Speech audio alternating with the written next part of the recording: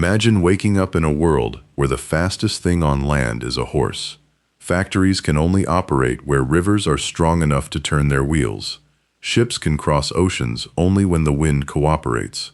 Mines flood faster than men can empty them, and almost every useful machine on Earth depends, ultimately, on muscle, water, or wind. Then one machine changes the rules. By the middle of the 19th century, steam engines are roaring inside factories, dragging trains across entire countries, pumping mines deeper than ever before, and pushing ships through oceans without waiting for favorable winds. Cities are expanding around railway stations and smokestacks. Goods that once took weeks to move now travel in days. The world is becoming louder, faster, darker, and unimaginably more powerful. But here's the strange part. The steam engine was never built to create this world. It wasn't invented for locomotives. It wasn't designed to power factories.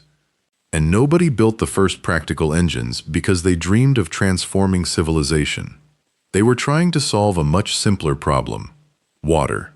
Deep beneath Britain's coalfields, miners were discovering enormous quantities of fuel they could barely reach because their mines kept flooding. Horses could pump only so much. Deeper mining seemed almost impossible. Then engineers began experimenting with fire, pressure, pistons, and steam.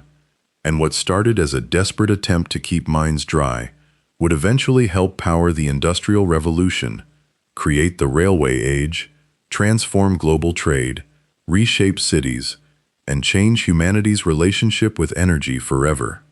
And the man most people credit with inventing it? He didn't invent it at all. To understand why the steam engine mattered, you have to feel how limited power was before it existed.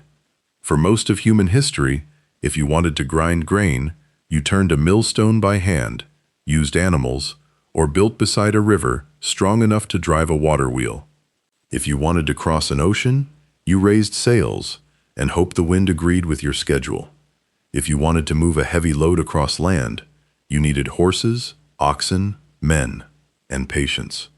These systems could be remarkably sophisticated. Medieval watermills powered flour production, sawmills, and hammers. Windmills transformed agriculture across parts of Europe. Horses hauled carts, turned pumps, and powered equipment. But every one of them had the same fundamental limit. You couldn't choose where the power was. The power chose where you had to be. A mill dependent on water had to sit where the river was, not where the workers were, or the raw materials, or the customers, or the port. And that limit was about to collide with a growing crisis. By the late 1600s, demand for coal in Britain was climbing. Coal heated homes. It supplied industries. And as the easy seams near the surface were exhausted, miners followed the coal deeper underground. The deeper they went, the worse one problem became. Groundwater seeped into shafts and tunnels constantly. In some mines, workers were fighting a battle they could never truly win. Buckets could remove only so much. Horse-powered pumps helped, but horses were expensive, slow, and there were practical limits to how much water they could lift. There were vast quantities of coal sitting beneath the ground. The problem was reaching them without drowning the mine. Britain needed more energy, but extracting that energy increasingly required a source of power that didn't exist yet. And that contradiction is where the steam engine was born. People had known for nearly 2,000 years that heated water could produce motion. The ancient engineer Hero of Alexandria described a spinning device powered by escaping steam. Scientists and inventors across centuries experimented with pumps, pressure, vacuum, pistons, and boiling water. They understood the basic physics. Steam could push, and when it condensed back into water, it could create a vacuum. But knowing something is possible and building a machine that actually works are two very different problems. Boilers had to contain pressure without exploding. Cylinders had to fit pistons closely enough to function. Valves had to open and close at the right moment. Metalworking had to become precise enough to produce large machines that didn't leak steam everywhere. And above all, Somebody needed a reason to spend enormous amounts of money building one. The flooded mines provided that reason. In 1698, Thomas Savery patented a machine designed to raise water using steam. He promoted it with an appealing name, the miner's friend. The idea was clever. Steam created pressure that could help force water upward, and condensing that steam created a vacuum that could draw water up from below. But Savery's machine had no piston, struggled with the very depths it was meant to solve, and required pressures that early boilers couldn't safely handle. He had proven that steam could be used for pumping. Miners still needed something that wouldn't kill them in the process. And that brings us to the man who actually delivered it, and the moment the steam age truly begins. Thomas Newcomen was an ironmonger from Dartmouth, not a university scientist, not a glamorous inventor, a man who worked with metal, understood mining communities, and knew exactly what they needed. Around 1712, a Newcomen atmospheric engine was operating near Dudley Castle in England. Its appearance was enormous and almost primitive. A massive wooden beam rocked back and forth high above the machinery. On one side, pumping equipment descending into the mine. On the other, a piston sitting inside a cylinder. Here's how it worked. Steam entered the cylinder. Then cold water was injected directly into it, condensing the steam. As the steam collapsed into water, pressure inside the cylinder dropped. The atmosphere, the weight of the air above, pushed the piston downward. The giant beam moved, and the pump pulled water from below. Then the cycle repeated, again, and again, and again, hour after hour, day after day.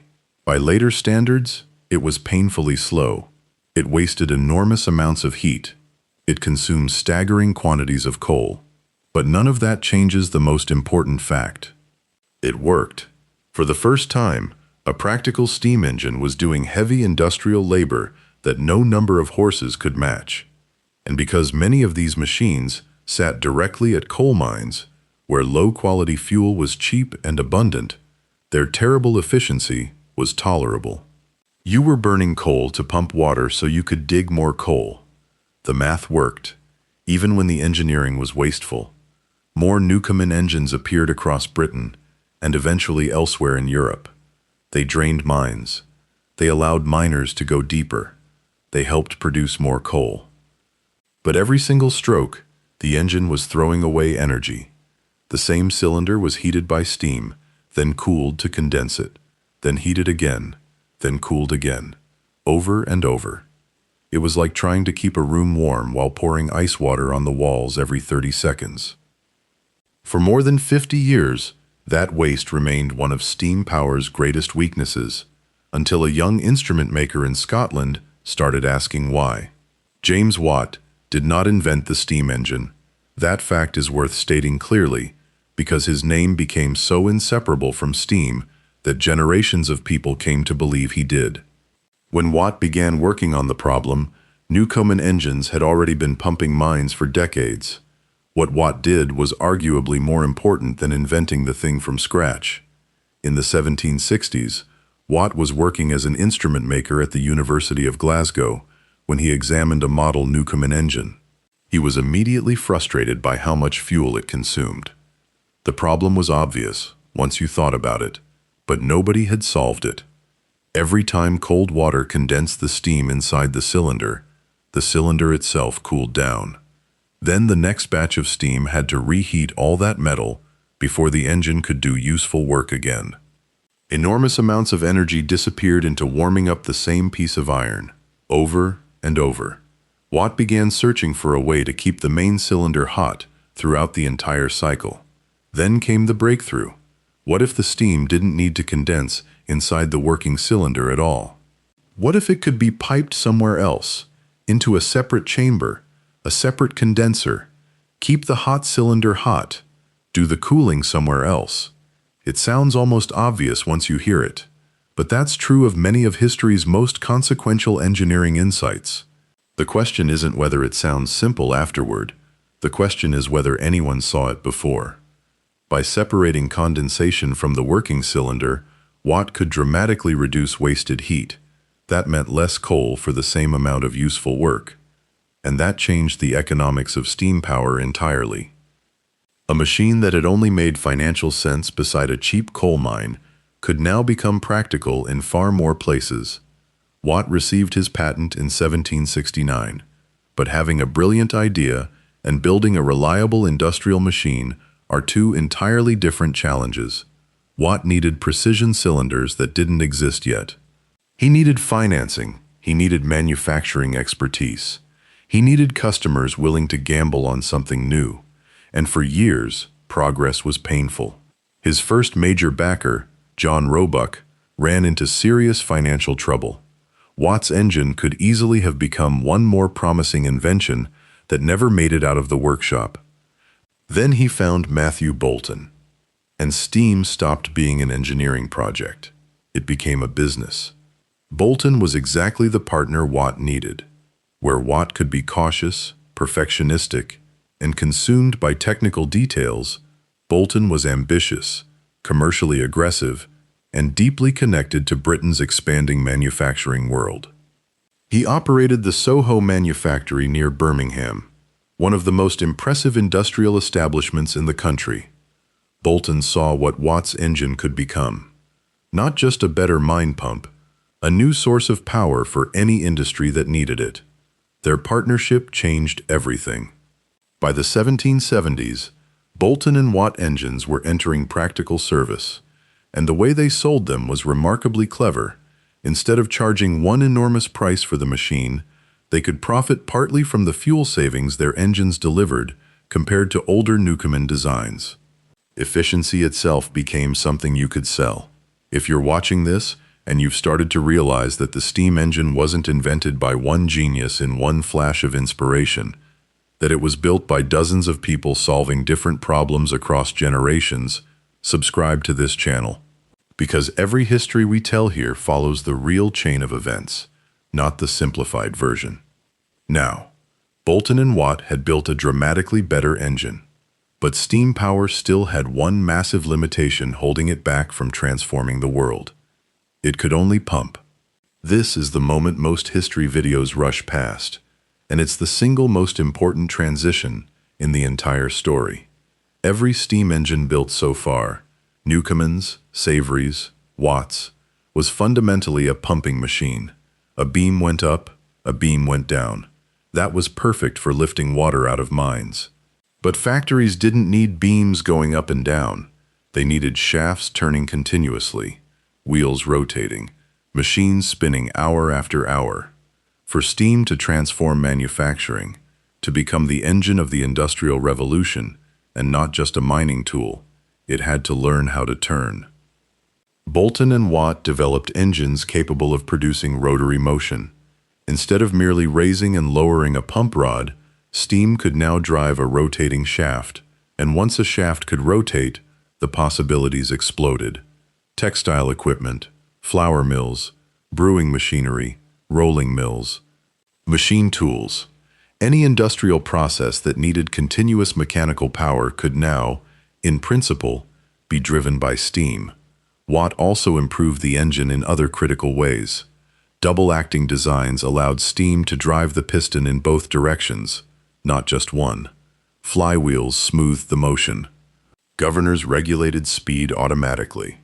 Engineers were learning not just to produce power, but to control it.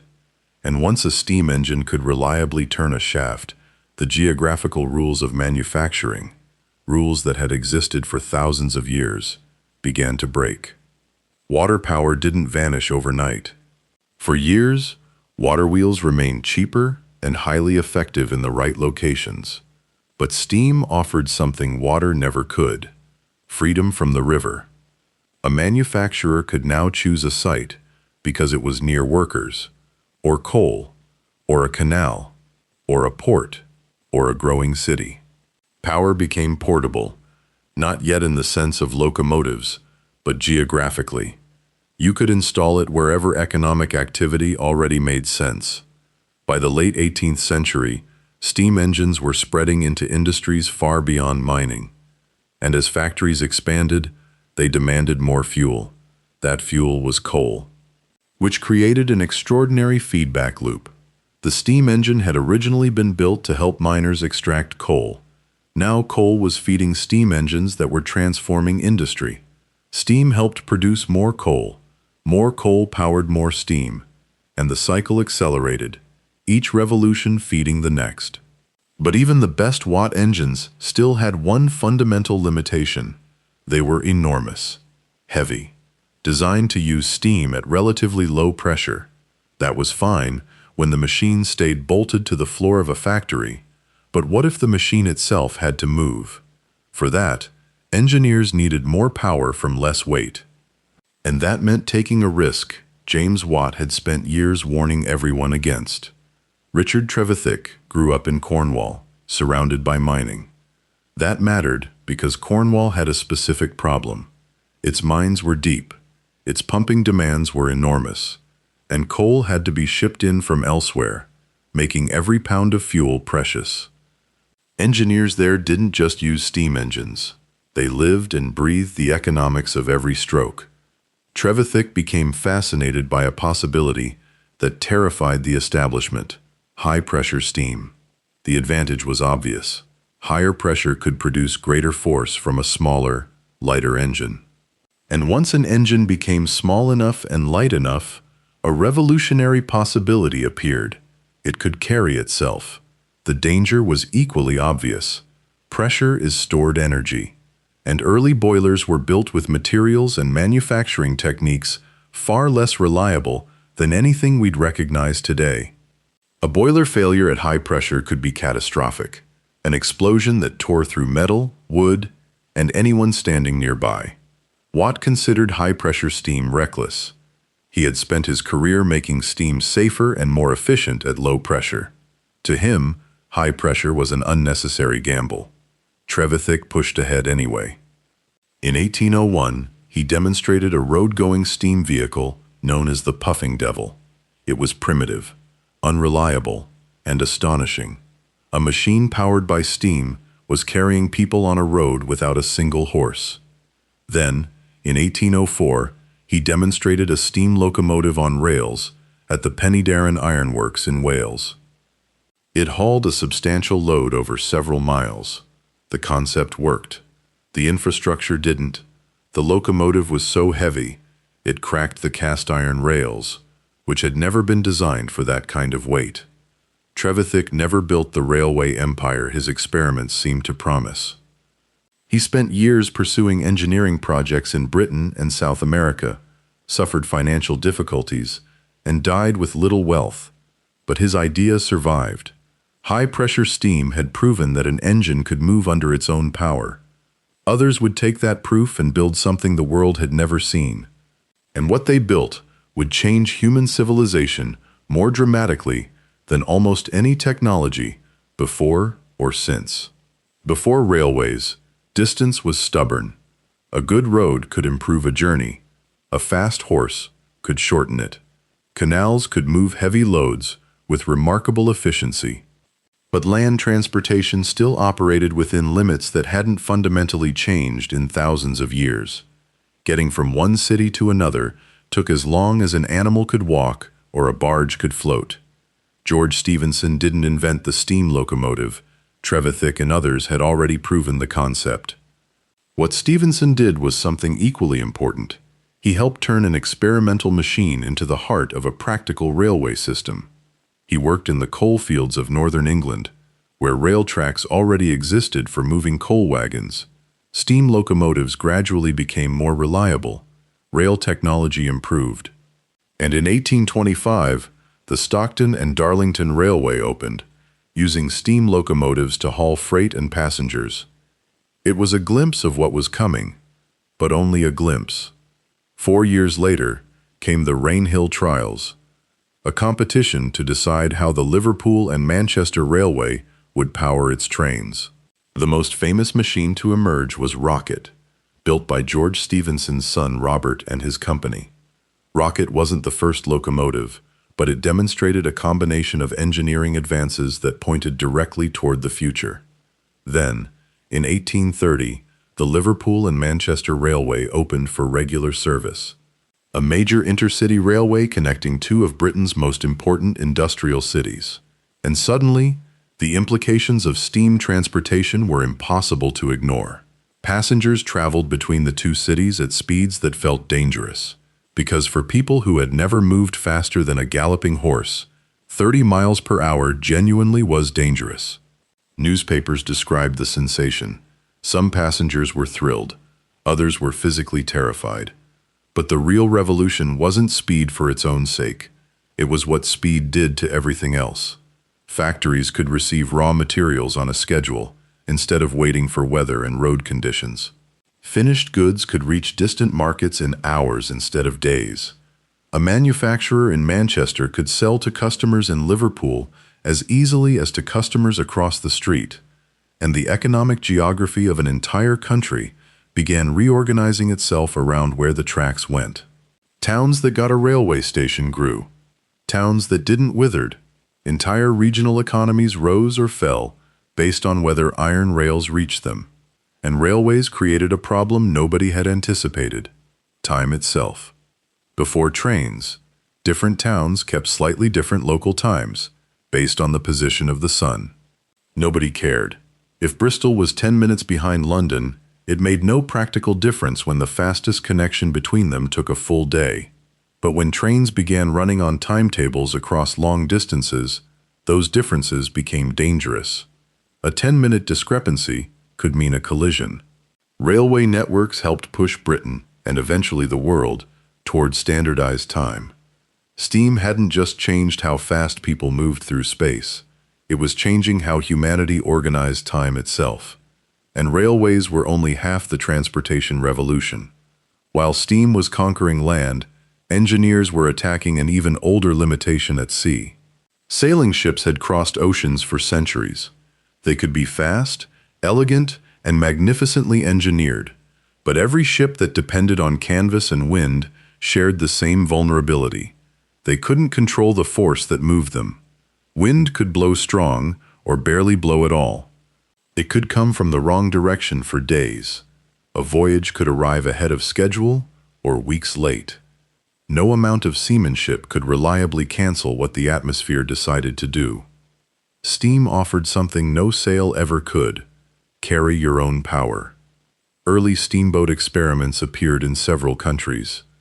But one of the most important commercial demonstrations came in 1807, when Robert Fulton's North River steamboat began regular service on the Hudson River between New York and Albany. It wasn't the first steam-powered vessel ever built, but it helped prove that steamboat transportation could be commercially viable, not just an experiment, but a business. Rivers were transformed first. Steam could push boats against currents where sailing was impractical. American river systems became major arteries of commerce. Then engineers turned their attention to the ocean. Marine engines improved. Boilers grew stronger. Iron replaced wood in ship construction. Paddle wheels gave way to screw propellers. And engineers like Isambard Kingdom Brunel pushed the technology toward vessels of extraordinary size and range. His ships, Great Western, Great Britain, and the colossal Great Eastern showed how quickly marine engineering was evolving. Sail didn't vanish overnight. For decades, wind-powered ships remained highly competitive on many routes. But steam possessed one advantage that trade, mail services, navies, and colonial administrations valued above all else: predictability. A steamship could maintain a schedule. It could promise an arrival date and keep it, regardless of what the wind decided. For global trade networks that depended on reliability, that was worth more than speed alone. Railways compressed continents, steamships compressed oceans, and together they created something the world had never experienced: a transportation system where raw materials, manufactured goods, people, armies, mail, and information could move across the planet on a timetable. By the middle of the 19th century, steam had gone global. Britain was the early center, but the technology didn't stay contained. Steam engines spread across Europe, across North America, across colonial territories. across expanding railway networks in India, across Australia, across Latin America. Everywhere the technology arrived, it interacted with local economies, resources, politics, and geography in different ways. In the United States, steamboats transformed the Mississippi, while railroads stitched together a continent. Across Europe, railway networks tied industrial centers into integrated economies. In Britain, steam created a dense web of mines, factories, railways, ports, and cities operating at a scale that would have been unimaginable a century earlier. And steam became intertwined with empire. This needs to be stated carefully. Steam didn't invent imperialism. Empires existed thousands of years before Newcomen's engine. European colonial expansion was well underway before railways appeared. But steam could make imperial systems faster, more efficient, and more powerful. Steamships carried soldiers, officials, and mail. Railways moved resources from interior regions to ports. Industrial factories produced weapons, textiles, and machinery at enormous volumes. Distance, which had always been a kind of natural defense for distant populations, became easier for powerful states to overcome. Technology didn't determine history by itself, but it changed what states, businesses, and armies were physically capable of doing. And by the Victorian era, industrial machinery had become inseparable from national identity. Exhibitions displayed giant engines. Railway stations were built like cathedrals.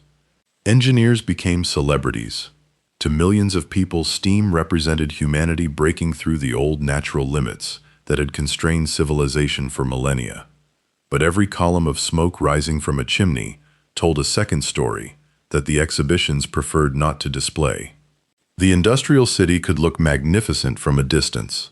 Rows of chimneys, factories operating at enormous scale, railway lines thick with traffic. Walk inside, and the picture changed. Coal smoke hung in the air thick enough to taste. Soot-coated buildings until entire neighborhoods turned black. Industrial waste poisoned rivers and contaminated the ground workers' children played on.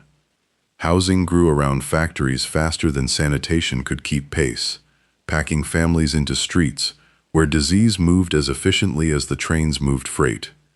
And inside many workplaces, conditions were brutal. Workers could spend 12 hours or more operating loud, dangerous machinery with almost nothing resembling modern safety protection. Loose clothing caught in moving equipment. Belts, shafts, gears, and flywheels had no guards.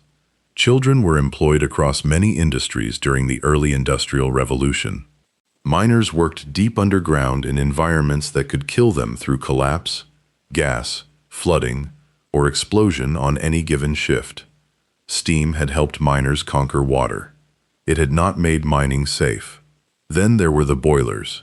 As engineers embraced higher pressures, the amount of stored energy inside a boiler became enormous.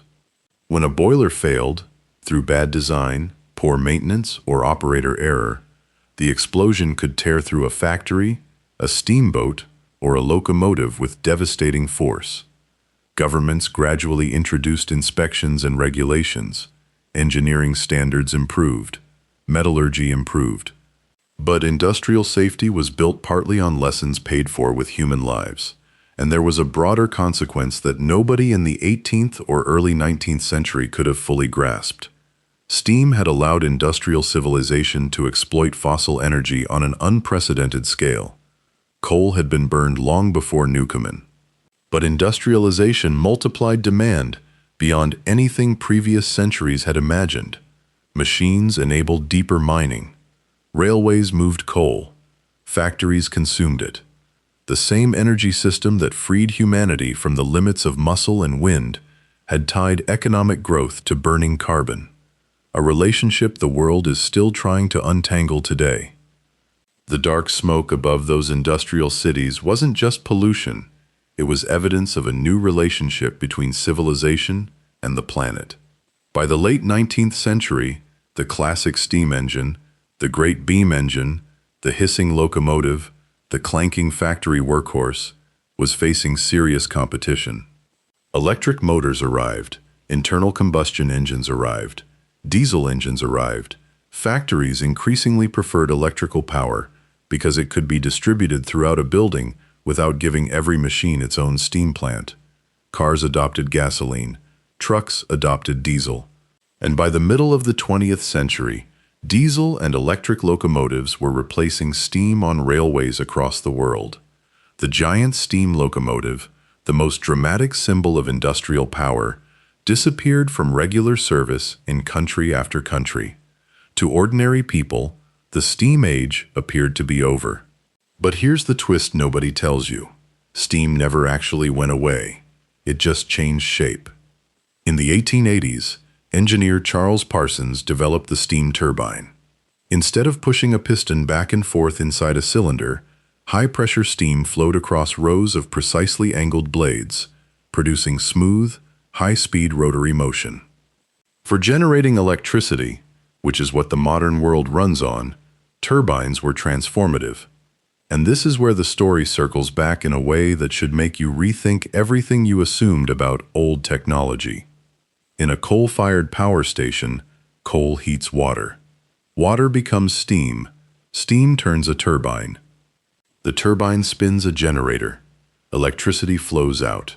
In a natural gas plant using a combined cycle system, steam turbines capture waste heat and generate additional power.